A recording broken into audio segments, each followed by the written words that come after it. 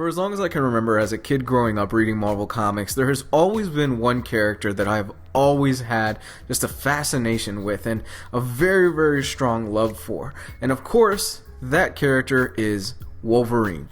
Ladies and gentlemen, today we are going to be talking about how you can get started on reading the man that is best at what he does, and it's not pretty. We're talking about Logan today.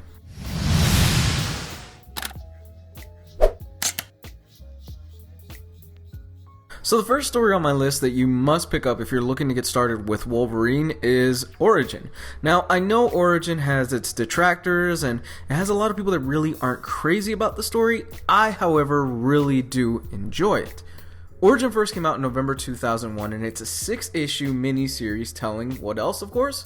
The origin story of Wolverine. Now, when this story first came out, it was a bomb in the industry. It was absolutely massive.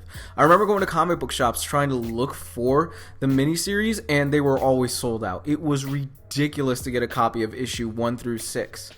The series reveals that Wolverine was born James Howlett, the son of a rich plantation owner in the late 19th century Canada. Now, if you've seen the really terrible Wolverine Origins movie from a few years ago, it was really, really bad, guys. I highly recommend you don't see it.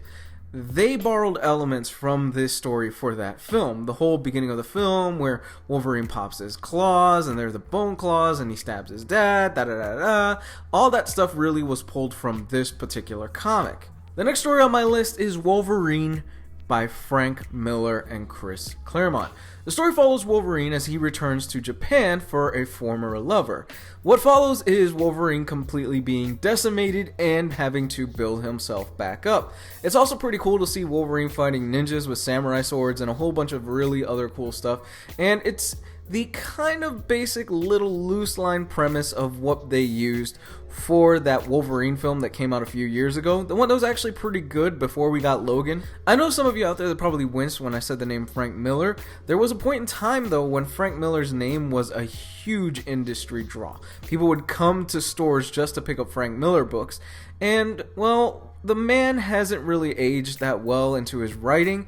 This is still a must grab, simply because of the fact that Miller does the art in here while Chris Claremont handles the writing. And if you know anything about Chris Claremont's handling of the X-Men, it is legendary. Chris Claremont is known in many circles as the best X-Men writer that there has ever been. Have you ever wondered how Wolverine got his metal claws in the comic book universe? Well, wonder no more, because Wolverine Weapon X is there to answer your question. This short 12-issue run by Barry Windsor Smith is fantastic. A lot of people at the time were always wondering, well, what kind of happened to Wolverine that he got his metal claws? And when they finally got their answer, it was revealed that, oh man, Wolverine has been through a lot of really dark and messed up shit in his past. What I found the most interesting about this story is just how many other X-Men writers were able to pull from this. You see, Weapon X was later to be revealed as Weapon 10, which means that there were another slew of mutants that were used in this program before they got to Logan. Last on my list is perhaps my favorite Wolverine story of all time, Wolverine Old Man Logan. Old Man Logan centers around a beaten down old Wolverine who he has now retired, and he is old and he's living with a small family. However, this is set in a post-apocalyptic setting.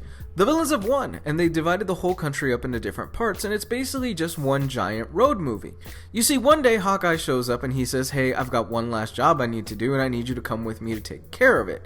Wolverine reluctantly agrees to it because he's behind on his debt to the Hulk family.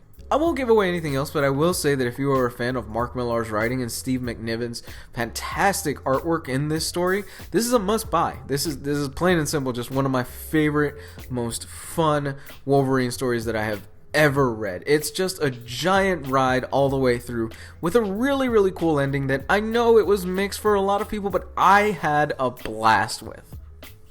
There you go, guys. That is my short reading list for Wolverine. These things should kind of get you a good primer for who the character is and where to start, and then you could kind of jump into other stuff. I know there's literally a tons of Wolverine stories out there that I could have referenced in this video. However, we would be here all day. Let me know in the comment section down below what your favorite Wolverine story is. I would love to hear from you. Please hit the like button and please subscribe. Also, if you have any interest in any of these books, you can click on the links down below. Those are my Amazon affiliate links, and you can order them through Amazon, and I get a cut of the profits. It doesn't come out of you, it comes out of Amazon.